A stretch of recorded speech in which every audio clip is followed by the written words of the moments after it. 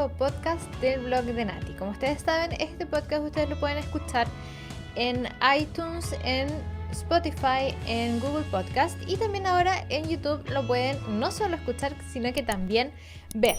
Así que bueno, vamos a comenzar con el tema de hoy día, que quiero tratar un video que está circulando hace un tiempo atrás, que es una conferencia de prensa de unos médicos de Bakersfield, que es una ciudad del estado de California. Los doctores Dan Erickson y Artin Masihi han estado trabajando con pacientes con coronavirus. Ellos han tomado datos que han recopilado sobre la pandemia, la información oficial que se entrega a los medios y también lo han comparado con sus conocimientos de microbiología, bioquímica, virología e inmunología. Algunos importantes que quiero destacar de esta conferencia de prensa es que, por ejemplo, ellos contaban que las UCI están prácticamente vacías en California, que hay áreas de hospitales que están vacíos, que los han evacuado, mientras el estado de Nueva York, los sistemas de salud han estado funcionando en su máxima capacidad. En California están funcionando en su capacidad mínima. ¿Y por qué es esto? Porque personas con otras enfermedades graves como enfermedades al corazón, hipertensión o cáncer no están asistiendo a los centros de salud por miedo. Los centros de salud están enfocados solamente en el COVID-19 y están quedando de lado las otras enfermedades que también son críticas. Entonces ellos dicen que bueno, que al principio en Estados Unidos se decidió detener los viajes, aislar las personas, establecer cuarentenas y en algún momento tiene lógica porque al principio no se sabía bien a qué nos estábamos enfrentando, pero luego ellos empiezan a establecer ciertas estadísticas, a recopilar los datos y se dan cuenta que en realidad este sistema de tener cuarentena, de aislar las personas, no está dando muchos resultados positivos y está haciendo peor el remedio que la enfermedad. Algunas estadísticas que ellos manejan es, por ejemplo, que hay un 0,03% de posibilidades de morir por la pandemia en California. ¿Escucharon bien? 0,03%. En cambio, en Nueva York, que es uno de los estados más críticos de Estados Unidos, la estadística de contagios que hay es de la estadística de posibilidades de muerte es de un 0,1% de posibilidades de morir por coronavirus en Nueva York. Ahora ellos también compararon los datos con España, porque es uno de los países más afectados del coronavirus. Y ellos determinaron con estos datos, con las estadísticas que han sacado, que existe un 0,05% de posibilidades de morir por coronavirus en España. O sea, si ustedes se fijan, las estadísticas, si bien lo que nos han mostrado los medios de comunicación es que la gente está muriendo en masa, las estadísticas nos manifiestan algo totalmente distinto. Y ellos, que son expertos en el tema, dicen que en realidad las estadísticas que se están viendo por el coronavirus son bastante parecidas a la de la influenza estacional. Es algo que muchas veces no nos enteramos, pero año a año mucha gente también muere por la influenza. Evidentemente que las personas no mueren solo por contagiarse de influenza, sino que son personas que ya vienen con otras deficiencias y al contagiarse de influenza se agravan y mueren. Lo mismo está ocurriendo con el coronavirus.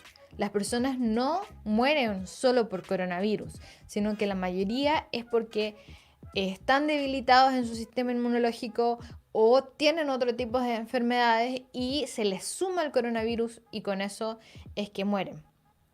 Entonces, otro punto que ellos plantean es que hay ciertos efectos secundarios de la cuarentena y el aislamiento. Por ejemplo, el aumento de la violencia intrafamiliar, el alcoholismo, la depresión, la ansiedad, el suicidio, el colapso económico, hay aumento de cesantía. Entonces, ellos dicen, bueno, ¿está funcionando esto o el remedio está siendo peor que la enfermedad? También otro punto que ellos plantean es que el sistema inmunológico se desarrolla cuando nos exponemos a bacterias y virus. Cuando nos lavamos y sanitizamos todo de forma extrema, lo que estamos haciendo es evitar el contacto con bacterias y virus y estamos dañando nuestro propio sistema inmunológico. Por otro lado, el quedarnos aislados en encierro reduce nuestra movilidad, o sea, hacemos menos ejercicio, también reducimos nuestra exposición al sol. También tenemos menos contacto con nuestros seres queridos, por lo tanto la depresión, la ansiedad aumenta y todo esto hace disminuir o debilita nuestro sistema inmunológico. Entonces, yo no sé si ustedes han hecho esta pregunta, yo me he hecho esta pregunta, ¿por qué todos los medios que se están tomando tienen que ver con evitar el contagio y no con fortalecer el sistema inmunológico?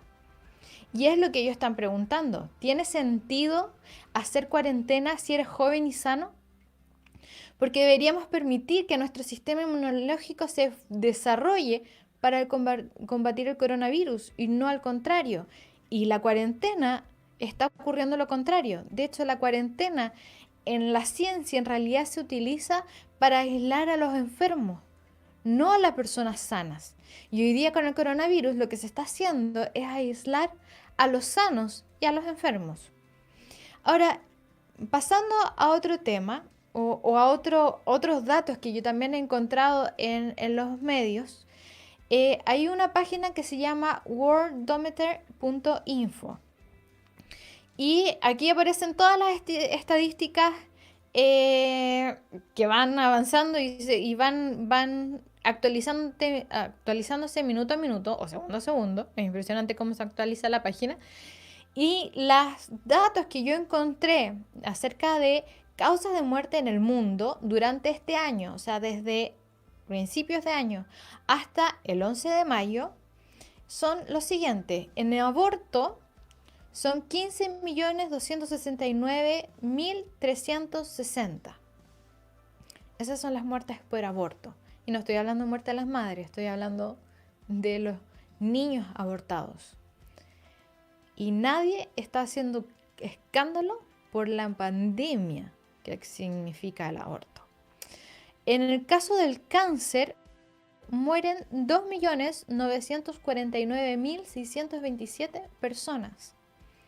Muertes causadas por fumar son 1.795.409 personas. ¿Dónde está el escándalo que debería producir el que la gente todavía esté fumando? Muertes causadas por alcohol, 898.272 personas. Muertes por VIH, SIDA, son 603.753 personas. Accidentes de auto, 484.819. Suicidios, este es importante, suicidios, mueren 383.139 personas. Coronavirus son hasta la fecha 283.576 y la influenza estacional son 174.818. Si ustedes se dan cuenta, el coronavirus, dentro de la lista que yo puse de las mayores muertes, el coronavirus está penúltimo. Y después de eso le sigue la influencia estacional con muy poca diferencia de muertos. Entonces la pregunta es, cuando se preocupan por el coronavirus, ¿es porque están preocupados realmente de la vida de las personas? ¿Dónde están las campañas en contra del cáncer, en contra del aborto, del alcoholismo, del cigarro, de los accidentes de auto? ¿Dónde están las campañas para evitar los suicidios? De hecho, como ya mencioné antes, algo que ellos estaban viendo en las estadísticas, que el coronavirus, o mejor dicho, la cuarentena, está aumentando el suicidio, incluso en niños y jóvenes. Entonces, todo este sistema en que nos mandan en cuarentena y que tenemos que usar la mascarilla y todas esas cosas, ¿realmente tiene que ver con la protección de la vida de las personas? ¿O esto se trata de algo diferente? Una frase que utilizaron estos médicos, al final quiero hacer una cita de lo que ellos dicen al final de su video. Lamentablemente este video ha sido cortado por la mayoría de las redes sociales, pero algo que ellos dijeron que me quedó resonando. Dice, ¿quién decide qué es seguro? ¿Eres suficientemente inteligente para determinar qué es lo seguro para ti? ¿O es el gobierno el que te dice qué es seguro para ti? Tan pronto que te dicen que es para tu seguridad, eso significa control. Nosotros sabemos qué es mejor para ti. Tú eres muy inocente, esto es lo que dice el gobierno. Para entender de enfermedades, nosotros sabemos lo que es seguro para ti. Así es como van a usar este modelo para diferentes cosas. Y están utilizando esto, o sea, el coronavirus, para ver cuánta libertad te pueden quitar. Están probando si le haces caso y te quedas en tu casa. Y está funcionando. Pero evitémonos todo esto, porque si pisotean nuestras libertades, esto tiene un solo final, la violencia. Con esa frase, con esta cita, estos médicos terminaron su conferencia de prensa. Aquí hay un concepto de que hoy día el Estado nos tiene que decir qué es lo seguro para nosotros, qué es lo mejor para nosotros. Si tenemos que salir a trabajar o no, si tenemos que quedarnos en cuarentena, si tenemos que... Es el Estado quien está determinando y está decidiendo por nosotros. Y están transformando la nación en una guardería infantil, en donde los niños no saben exactamente qué hacer, sino que obedecen a la niñera y mientras tanto viven alimentando sus propias necesidades y haciendo lo que quieran hacer, pero siempre bien encerrados y siempre muy obedientes al Estado. Ahora la pregunta que yo me hago, ¿por qué está funcionando este sistema de control? ¿Por qué está funcionando? ¿Por qué estamos dispuestos a entregar nuestra libertad a cambio de paz y seguridad? ¿Por qué los ciudadanos están permitiendo ser geolocalizados con aplicaciones en sus celulares para que el Estado pueda vigilar si están respetando o no la cuarentena o si entran en contacto con un contagiado, como ocurre en Argentina y en Colombia? ¿Por qué? ¿Por qué esto funciona? Y mi respuesta a esta pregunta es por la falta de Dios en el mundo. Ahora, puede ser que ustedes me digan, pero Nati, ¿qué tiene que ver Dios en todo esto? ¿Qué tiene que ver mi fe en todo esto si creo o no creo en Dios? Ahora, el tema es que la fe afecta mi cosmovisión. Es decir, afecta la manera que yo tengo de ver del mundo. Dependiendo si yo creo o no en Dios, va a afectar cómo yo veo el mundo y mis decisiones. Por lo tanto, cuando no está Dios en nuestra sociedad, cuando la gente deja de creer en Dios, esto afecta en 3 puntos fundamentales que yo quiero destacar. Afecta mucho más, afecta a todas nuestras áreas de nuestra vida. Pero yo quiero destacar 3 puntos principales. Primero que nada, cuando tú no crees en Dios, el Estado se vuelve tu Dios. Cuando no creemos en Dios, alguien debe ocupar ese lugar de Dios. Y cuando yo no tengo a Dios, el Estado se vuelve mi todo proveedor. Él es quien puede dar la paz, la seguridad, las oportunidades, la salud, la prosperidad que necesito. El Estado tiene que darme todo lo que necesito, que eso es uno de los conceptos que hoy día se están promoviendo fuertemente, no solo por medio del coronavirus, sino que por medio de todas las nuevas políticas que se promueven desde organismos internacionales y que se están promoviendo de distintos gobiernos. Es por eso que el comunismo funciona en una sociedad que es principalmente atea. No por nada Marx decía que Dios es el opio del pueblo, porque una sociedad con Dios no sirve para el comunismo. Porque el comunismo es una ideología que no considera al Estado una institución conformada por seres humanos limitados e imperfectos, que tienen intereses propios, sino que es como un ente superior que debe proveernos de todas las cosas. Eso es lo que el comunismo piensa del Estado. Por ejemplo, Agustín Laje habla de la niñera Estado, un Estado que me cuida y me provee de todo lo que yo necesito mientras yo juego y hago lo que quiero. Una sociedad sin deberes ni responsabilidades, porque toda la responsabilidad cae sobre el Estado. Mientras más dependientes somos del Estado, más grande es su poder sobre los ciudadanos. Entonces, Una sociedad sin Dios es una sociedad que demanda que el Estado crezca para que me provea, para que sea el Estado mi todo proveedor. Pero una sociedad que tiene a Dios, que cree en Dios, cree que Dios es quien le sustenta todo, que le provee de todo lo que necesita, que su vida está en las manos de Dios y por lo tanto no depende del Estado para surgir, para tener lo que necesita, para sentirse sano, para tomar buenas decisiones. No necesita que el Estado le diga qué hacer. El segundo punto es que cuando no tenemos a Dios, no existe la esperanza de una vida eterna. Y esto es fundamental, porque cuando tenemos la esperanza de una vida eterna, vemos la vida como solo un paso a una vida mayor. Una vida que es eterna junto con Cristo. Por lo tanto, no le tenemos miedo a la muerte porque sabemos que lo que nos espera es aún mejor. También tenemos la esperanza de volver a ver a nuestros seres queridos.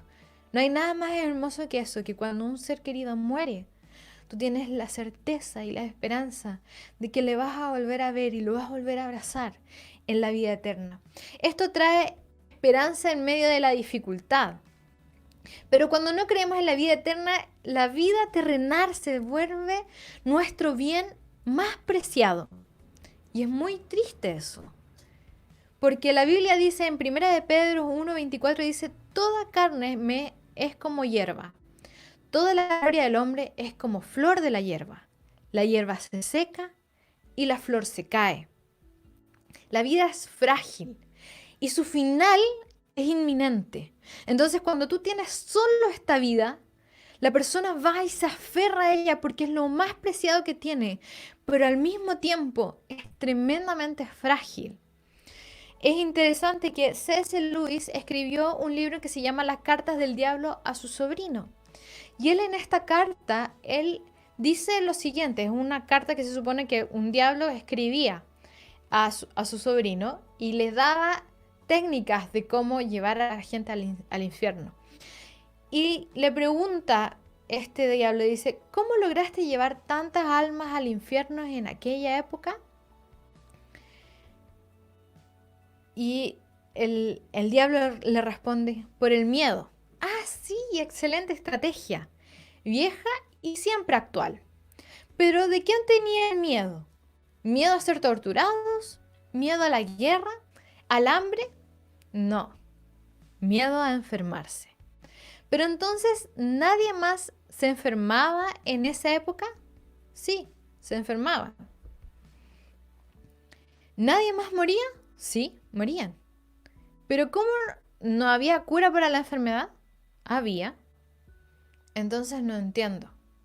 Como nadie más creía o enseñaba sobre la vida eterna y la muerte eterna, pensaban que solo tenían esa vida y se aferraron a ella con todas sus fuerzas, incluso si les costaba su afecto. No se abrazaban ni saludaban, no tenían ningún contacto humano durante días y días. La zona conocida, ¿no? Su dinero, perdieron sus trabajos, gastaron todos sus ahorros. Aún se creían afortunados siendo impedidos de ganarse el pan. Su inteligencia. Un día la prensa decía una cosa, al día siguiente se contradecía. Y aún así se lo creían todo. Su libertad. No salían de la casa, no caminaban, no visitaban a sus parientes. Era un gran campo de concentración para prisioneros voluntarios. Ja, ja, ja, ja. Aceptaron todo, todo, siempre y cuando pudieran prolongar sus vidas miserables un día más. Ya no tenían la más mínima idea de que Él, y solo Él, es quien da la vida y la termina. Fue así, tan fácil como nunca había sido. Pareciera que C.S. Lewis era un visionario. Pareciera que C.S. Lewis estaba profetizando lo que hoy día estamos viviendo. Pero no es una profecía. Y no es que C.S. Lewis sea un visionario. Es un hombre muy inteligente por lo demás, pero yo creo que es mucho más que eso. El tema es que cuando el hombre no tiene a Dios, se vuelve predecible. se vuelve frágil, se vuelve expuesto al miedo, se vuelve vulnerable al miedo, al control, porque no tiene nada que aferrarse más que a su frágil vida.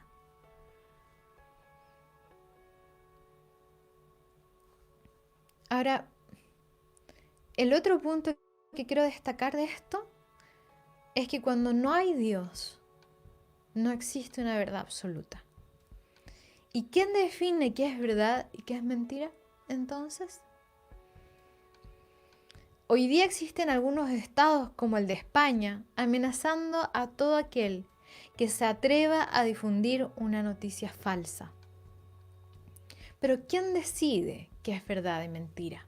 ¿Quién va a decidir si la noticia es falsa o verdadera?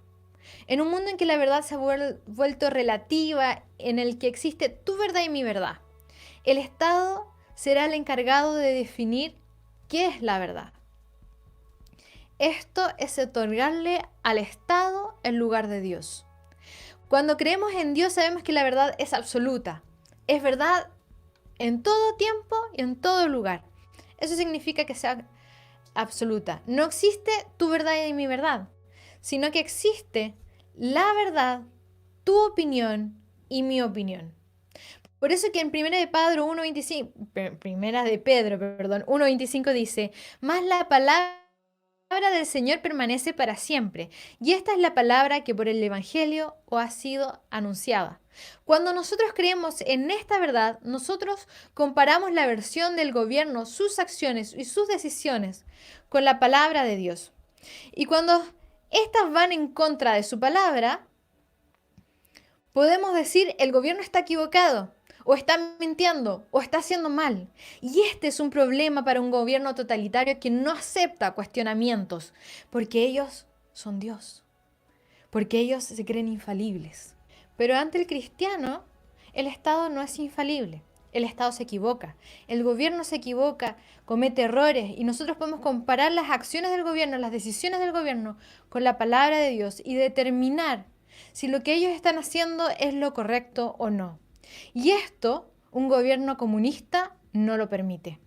Es por eso que ante la crisis, Dios es nuestra paz, es nuestra seguridad. Él nos da esperanza ante la muerte, Él es quien nos da sanidad y Él es quien nos da salvación. El Estado es una institución humana formada por personas limitadas, imperfectas, que tienen sus propios intereses. No le des el lugar de Dios. No le pidas que te dé paz y seguridad, porque cuando un gobierno te ofrece paz y seguridad, siempre lo hará a cambio de tu libertad. Esta es mi reflexión de hoy día, espero que les haya gustado, espero que sea de bendición. Como ustedes saben, si les gusta, por favor, comparten porque es la mejor manera de difundir esta información. Compártelo con tus amigos, con tu familia. Y también si quieres comunicarte conmigo, puedes escribirme en mis redes sociales, tanto en Twitter como en Instagram, como Blog de Nati. Ahí me pueden encontrar. Y nos vemos en un siguiente episodio de El Blog de Nati.